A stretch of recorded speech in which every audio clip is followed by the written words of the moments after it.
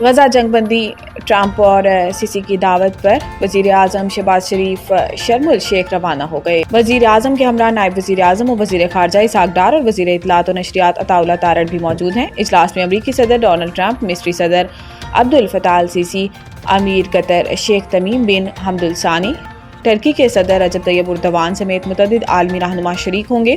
وزیر اعظم شہباز شریف دیگر ممالک کے رہنماؤں کی موجودگی میں غزہ امن معاہدے پر دستخط کی تقریب میں خصوصی طور پر شریک ہوں گے۔ یہ اجلاس صدر ٹرمپ، وزیر اعظم شہباز شریف اور عرب و اسلامی ممالک کے رہنماؤں کی ان کوششوں کا تسلسل ہے جو انہوں نے اقوام متحدہ کی جنرل اسمبلی کے موقع پر غزہ میں جنگ بندی کے لیے کی تھی۔ اس موقع پر جاری کیے گئے مشترکہ اعلامیے میں وزیر اعظم شہباز شریف سمیت متعدد ممالک کے سربراہان نے امریکی صدر کے پیش کردہ غزہ میں پائیدار امن، ترقی اور انسانی تحفظ کے منصوبے کا خیر مقدم کیا۔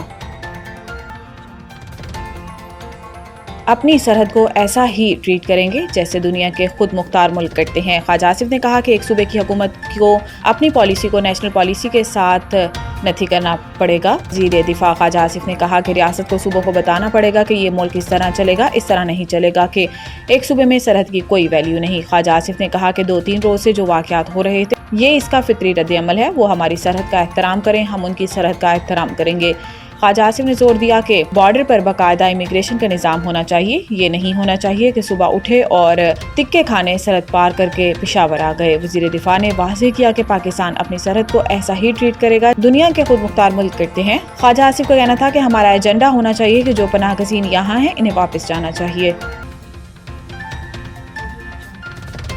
افغان بچوں کو پولیو کے قطرے پلائیں گے اور پھر انہیں ملک بدر کر دیں گے۔ کراچی میں میڈیا سے گفتگو کرتے ہوئے مراد علی شاہ نے کہا کہ بدقسمتی سے کچھ لوگ ہر چیز کو منفی بناتے ہیں۔ اگر پولیو ویکسین میں کوئی مسئلہ ہوتا تو شہید محترمہ آصفہ بھٹو کو ویکسین نہ پلاتیں۔ علماء اکرام اور ساری سماجی شخصیات سے درخواست ہے کہ انسداد پولیو مہم میں کردار ادا کریں۔ انہوں نے کہا کہ پولیو کے قطرے پلانے سے انکاری والدین کے لیے چیف منسٹر ہاؤس میں سیل قائم کیا گیا ہے۔ سیل میں تمام تر ڈیٹا ریکارڈ کیا جائے گا اور پھر ان والدین سے رابطہ کیا جائے گا۔ کوشش ہوگی والدین کو آگاہی دی جائے اور پولیو کے قطروں کی اہمیت سمجھائی جائے۔ وزیر اعلیٰ کا کہنا تھا کہ پولیو وائرس صرف 2 ممالک میں رہ گیا ہے۔ ہمارے لیے شرم کی بات ہے کہ ہم پولیو وائرس کو آج تک شکست نہیں دے سکے۔ افسوس کے ساتھ رواں سال صوبے میں پولیو کے 9 نئے کیسز رپورٹ ہوئے۔ مراد علی شاہ نے مزید کہا کہ انسداد پولیو کی ہفتہ وار مہم سراب گوٹ میں بھی بھرپور جاری ہے۔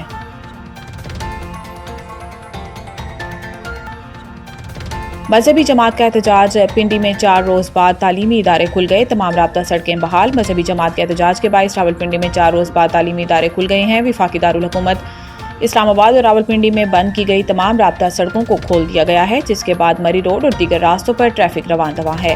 دوسری جانب راولپنڈی مری روڈ پر دکانیں اور تجارتی مراکز بھی کھل گئے ہیں، تاہم مری روڈ سے فیض آباد جانے والا راستہ اور راولپنڈی اسلام آباد میٹرو بس سروس بھی بند ہے۔ ادھر I G P road, double road expressway traffic کے لیے بحال کر دی گئی ہے، جبکہ راولپنڈی سے ڈبل روڈ 9 ایونیو راستہ کھول دیا گیا ہے۔ راولپنڈی اور اسلام آباد میں موبائل فون اور ڈیٹا سروس بھی بحال کر دی گئی ہے۔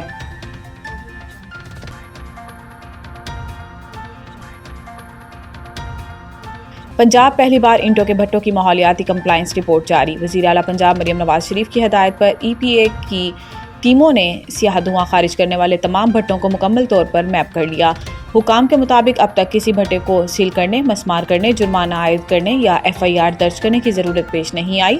ای پی اے کی ٹیموں نے موٹر وے کے گرد 108 بھٹوں کی جامع انسپیکشن مکمل کی، جن میں 71 بھٹے جدید زگ زیگ ٹیکنالوجی پر کام کر رہے ہیں اور سفید دھواں خارج کرتے ہوئے ماحولیاتی اصولوں کے مطابق فعال پائے گئے، جبکہ 37 بھٹے نان فنکشنل تھے جس سے کسی قسم کا اخراج نہیں ہو رہا تھا۔ رپورٹ کے مطابق ہر بھٹے کی تاریخ، وقت اور جی پی ایس سٹیمپ کے ساتھ تصویری شواہد بھی تیار کیے گئے ہیں، جس کے بعد موٹر وے زون میں 100% ماحولیاتی کمپلائنس کا ہدف حاصل کر لیا گیا ہے۔